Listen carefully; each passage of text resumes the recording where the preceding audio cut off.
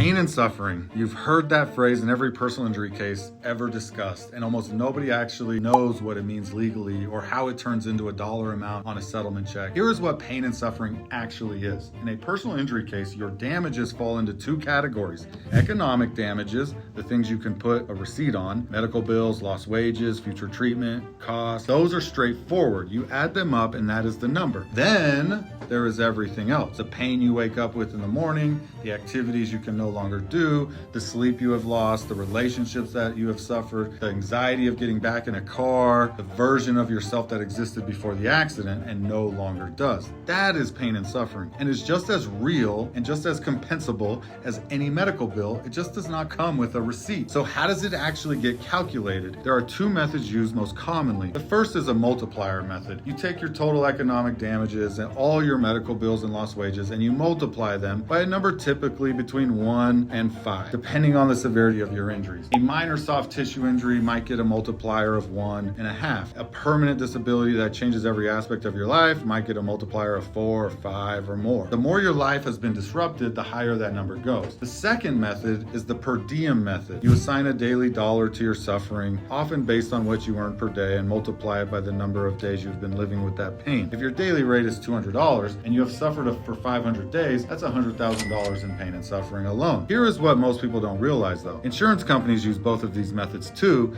but they use them to come up with the lowest possible number, and they will use every piece of evidence available. Your social media posts, your recorded statements, your gaps in medical treatment, every doctor's visit that you missed, and each of those they will use to argue that your multiplier should be as low as possible. The difference between a 1.5 multiplier and a 5 multiplier on $100,000 in medical bills is the difference between $150,000 and $500,000. That gap is not an accident. That is the negotiation. And walking into that negotiation without understanding how the math works is the most expensive mistake an injury victim can make. Pain and suffering is not a bonus. It is not a lottery ticket. It is the legal recognition that what happened to you cost you more than money, and you deserve to be compensated for all of it. If you are injured and want to understand what your case is actually worth, please call us.